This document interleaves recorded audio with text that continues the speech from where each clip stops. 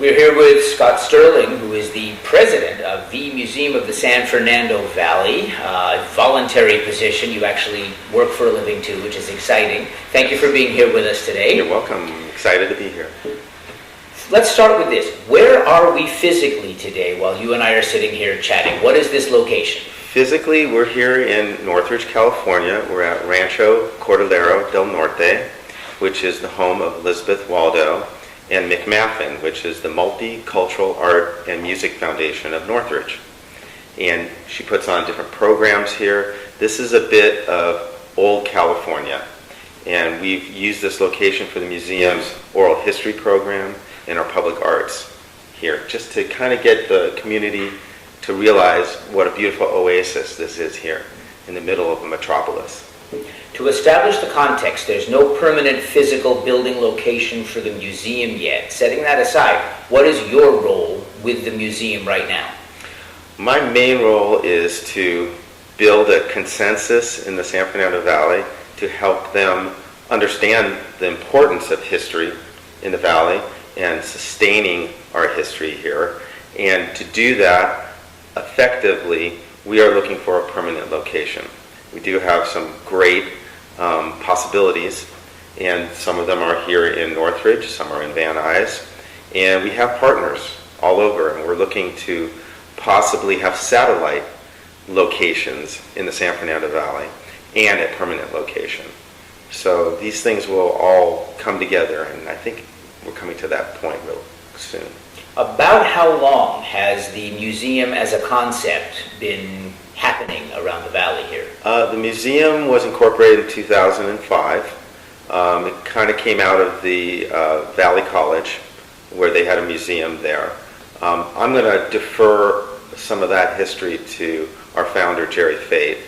But we have been constantly looking for a permanent location, but I think we have grown exponentially in the last couple years, and our focus is more clear. But that is very important for us right now. Yeah. Pending the location, the actual building, are there physical materials that are in a collected state of some sort? Yes, there are actually. Some are stored at our founder's location where he is. Some are actually at my office. I have created a little museum room in Northridge, and we are housing some of our sculptures and some of our archives there. So we do have archives. It's not a large part of our museum right now. However, we are getting promised archives, and we are putting that together so that we can show investors or sponsors or donors that we do have people who are willing to donate their historical archives in the San Fernando Valley once we have a permanent location.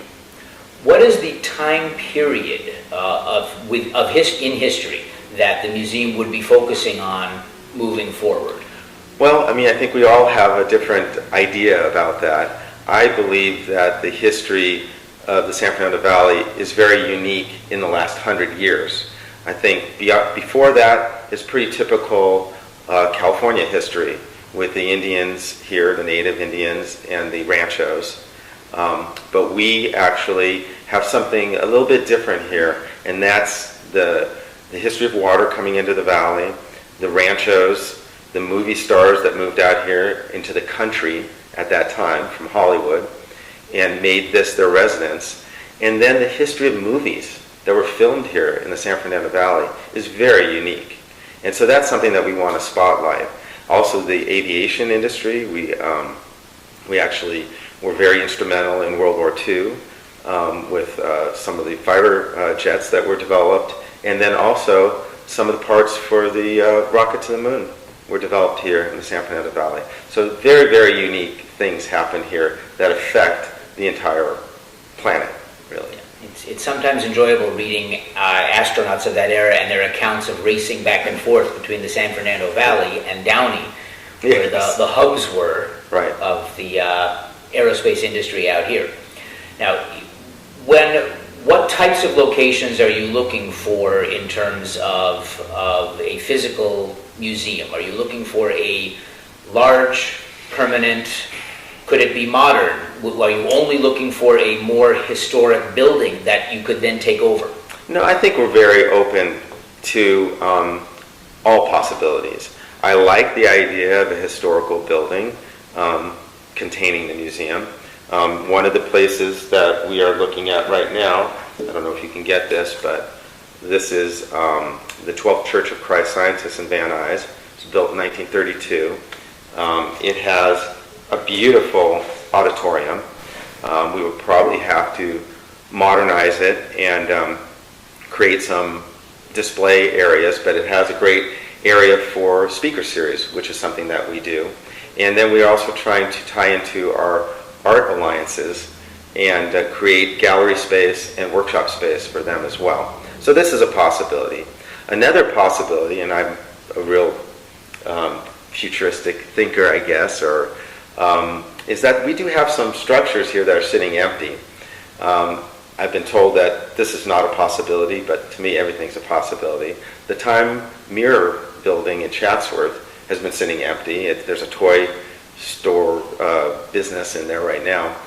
But I look at it as, hey, here's a structure that can house many different buildings where we want to display the movies of the Valley, where we want to display the artists and the musicians and the movie stars of the Valley, and the aviation, and the trains, and the water coming. There's great stories here that need to be told, and we probably have to have a big campus for that eventually. And then, of course, all the archives of what's going on here, what we have in the Valley. So we're looking at that. I'm looking at maybe even something new, a partnership. It has to be a public-private partnership. And if the city or the Parks and Rec would create a space for us, maybe near public transportation, which is very important, we can maybe build some new buildings that would be donated by some of our patrons here in the Valley. And we have a lot who are very much interested in the museum. So it could be a new structure, it could be something that we retrofit, it could be a historical structure, and then we also have possible satellite locations where the Oak Ridge Estate in Northridge right now is being retrofitted, and it's a 6,000 square foot estate that was built for Barbara Stanwyck, and Barbara Stanwyck and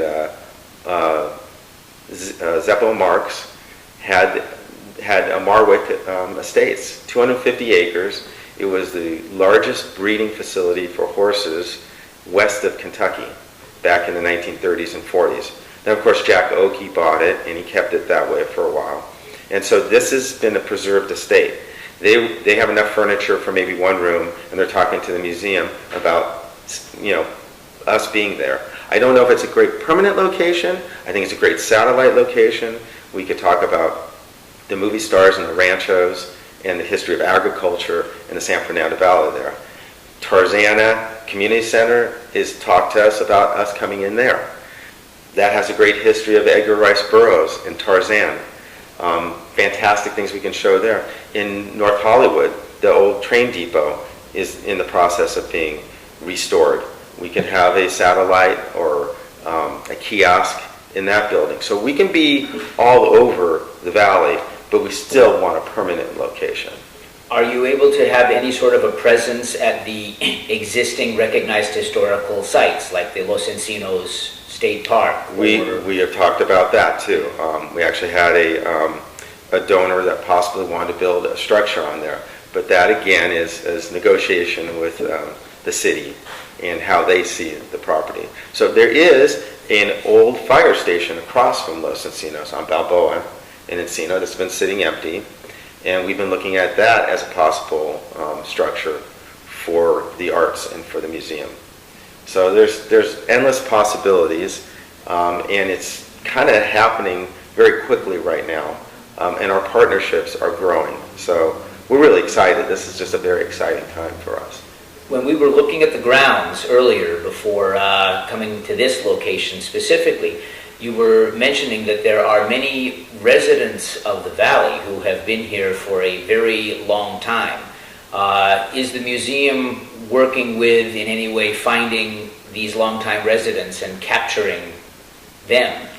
Thank you for asking. Yes, we did a program called Narrating Lives, Oral Histories of the San Fernando Valley. We did our first phase about a year and a half ago, and we documented, I believe, 28 historical figures in the valley who are still living. I mean, we had some exciting times. We had two women who are identical twins who turned 100 last year, and we interviewed them. They were born and raised in San Fernando, in the Pacoima area. We had Monty Montana Jr., and the interesting thing is he talked about riding through the orange groves of the valley when he was a kid on his horse. And we talked to another individual who was raised on property where the CSUN is now, and it was a farm, and his family were migrant workers. He was raised there in 1932, and he was talking about how he was picking oranges in the orange groves. So who knows, maybe Monty Montana Jr. rode by and David Gallardo was picking oranges at that time. So it was very, very interesting concept that was created with these interviews. We interviewed another individual. It was an exciting story because he talked about his time in World War II and parachuting down from his B-1 bomber that was shot down. And he was coming down in his parachute, and he's looking down, and he sees the Germans coming and approaching where he's going to come down, and they're shooting at him, and you can see the holes going through his parachute. And he finally sees a lady who's running out of the woods. And when he hits the ground, this lady comes and takes him, grabs him, runs him into the forest.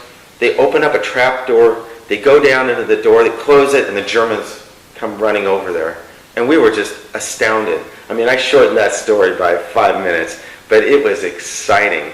And we took all these little bits of all these little interviews, and we created a film, about 30 minutes, and we showed it here at Rancho Cordillera del Norte, and we had 140 people from the community come to see us talk about the histories and see the film and have food here. We had a wonderful event. And our partner, Cultural Affairs, actually funded some of that, and also our partner, Northridge South Neighborhood Council, also helped fund that. So we have some good partners that are coming up with small amounts of money to help us do some of these programs for the community, but we're looking for a few home runs right now. So that's a little bit about Narrating Lives. So that it doesn't have to stay what materials there are in your office in Jerry's garage. So exactly. It works out. So, and it would be a lot safer, and we like the whole community to see what's going on. So even the Denzels here on this community have talked about us being housed in one of their properties here temporarily as well. So we have a lot of partners, a lot of people who want to step up and do some good things for the museum. Yeah. And the Denzel family is who owns this particular rancho where we are right now. Elizabeth Waldo was married to Carl Denzel. Carl was, I believe, started the Southwest Museum, or was at least the first president of the museum, and Jerry will correct me on that. And he actually named Northridge in 1938 before it was Zelza and North Los Angeles. And so he was an instrumental businessman and community leader, and this place has been here for years and years, and I hope it stays this way. So it's just an oasis in Northridge. What else is on these grounds? What are the structures? There's the Mission building, which is a Mission Theater. We are in the care house right now, where we do this kind of filming. There are the estate and the house where Elizabeth Waldo lives is still here. And also there's some art here. And that's the other thing that I like to focus on, is that our partnerships with the San Fernando Valley Art Council and the Valley Art Alliance are really important to culture and history in the San Fernando Valley.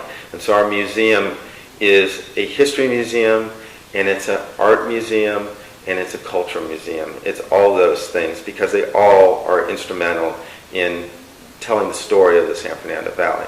One of the things that is on this property is an angel, a fiberglass angel that was painted and decorated by one of our artists in Los Angeles, and I can't remember his name right now, but it's pretty famous. I think he does the floats in at the Rose Bowl, and she bought 2 other angels. And part of the reason why we're showing that here is one of the programs that we're doing as part of the public art initiative of the Museum of the San Fernando Valley is horses across the valley.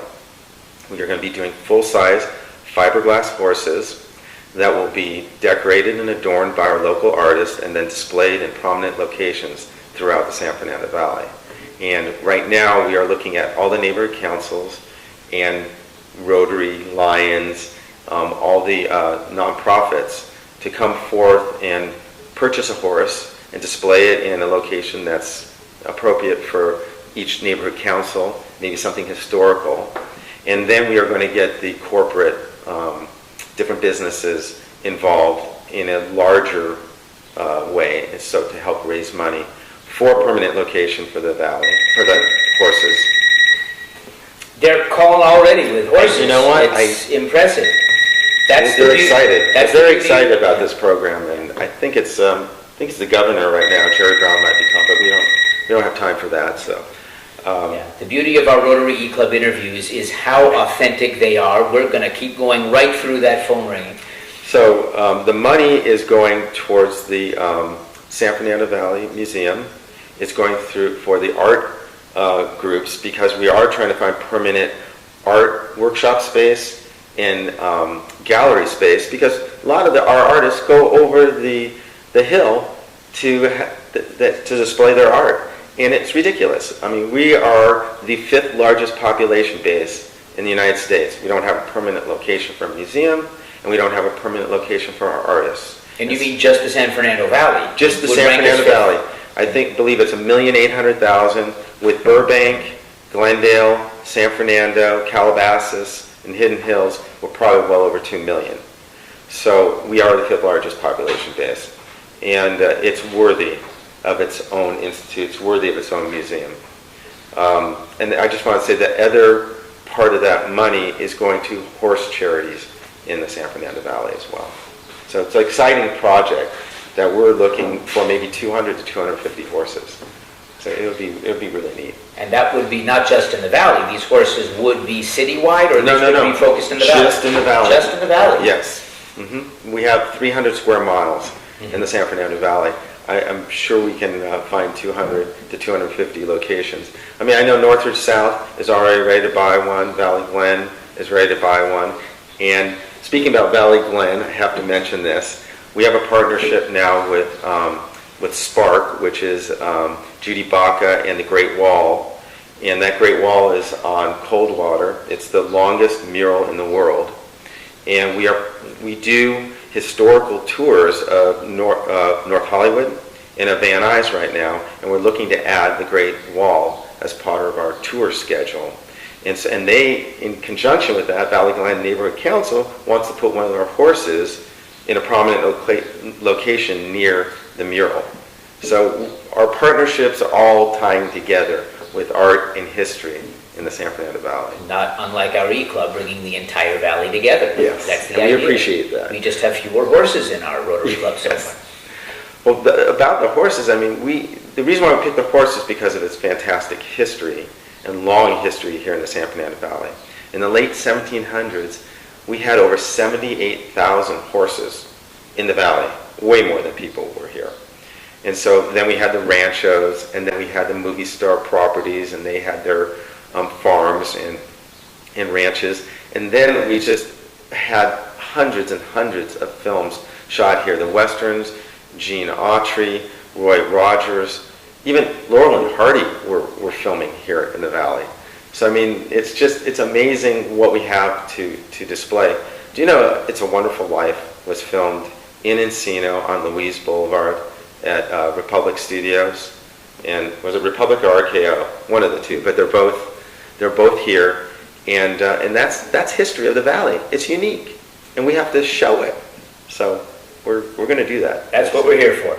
We're now joined by Dr. Jerry Fate, who is the founder of the Museum of the San Fernando Valley, and Scott and I have apparently agreed that we're going to ask you to give us, in an impossibly short period of time, the history of the Museum of the San Fernando Valley from whoever got the first germ of an idea to what we just learned from Scott? Well, I'm going to start it from a historical perspective, and that is that Aristotle and his student Alexander the Great founded our museum. They founded all of the museums in the Western world. By the way, Amelia Earhart worked in the telephone company in North Hollywood. That's probably her spirit calling in right now. Calling right now. But anyway, they founded the first museum on the basis of collecting things, typically artifacts of all kinds. They created the first zoo, the first collection of things. But it wasn't just for the sake of collecting stuff. It wasn't an attic. They were things that were collected in order to stimulate people's creativeness and innovation. They were designed to be responding to the muses, gods of inspiration. And so our beginning started by cleaning up a little historical museum at Valley College, filled with all kinds of wonderful treasures, and recognizing that we had to go far beyond a museum that people visited once or twice in a lifetime. The Two-Headed Snake Museum with a couple of artifacts that nobody ever goes to see more than once. So we began to recognize that history has value only if it's evidence from which we can make progress today and build the future. All children are born scientists. All children are born dancers and artists. And we have almost 2 million people in this valley. And they need to be inspired by what is in front of them. Inspired by historical artifacts, inspired by stories, inspired by art, inspired by just listening to people who've been there and done that. So we began the museum about 2005, and typically we began by building a board. From that we began to seek out people who were really inspired. Let me give you one simple story in the San Fernando Valley. In 1942, Japanese American farmers here in the valley were arrested or incarcerated in camps in the American desert, Manzanar being one of them. All kinds of kids who were raised here in the valley were taken to Manzanar, and the first thing those kids did in Manzanar was to create a baseball team. And they called it the San Fernando Valley Aces. We want people to know that baseball and stories of sports, building of airplanes, directing rocket ships, are part of the inspiration in living in the most creative single place in the world. More films are made here, legal and illegal, and more inspiration comes in the creative forces of the San Fernando Valley than any place in the world. We believe that children deserve to hear this, that we deserve to build on this for a phenomenal future. And that's why we created the Museum of the San Fernando Valley. That's why we elected Scott Sterling, our new president. And that is exactly why Scott insisted that you be part of this video, and why our friend Damian Carroll put us in touch with you. He inspires. Well, museums are designed to inspire. We're designed to know that we find artifacts from World War II that recognize that for the first time women are going to be employed. For the first time they're making as much money as their husbands did, and now they are beginning to demand new kinds of automobiles. They're demanding a greater role in our society. So these little things, like a picture of Rosie the Riveter, are not just some musty artifact. Artifacts in themselves don't have great value unless they have a teaching instrument for us and for our future. We all have a lot to learn about our history, and we look forward to a lot more in the future as the Museum of the San Fernando Valley really comes together. So Dr. Jerry Fate, Scott Sterling, current president, founder, and ship's captain. Gentlemen, thank both of you for your time on behalf of the Rotary Club of the Greater San Fernando Valley, and we look forward to staying in touch. Great. Thank you.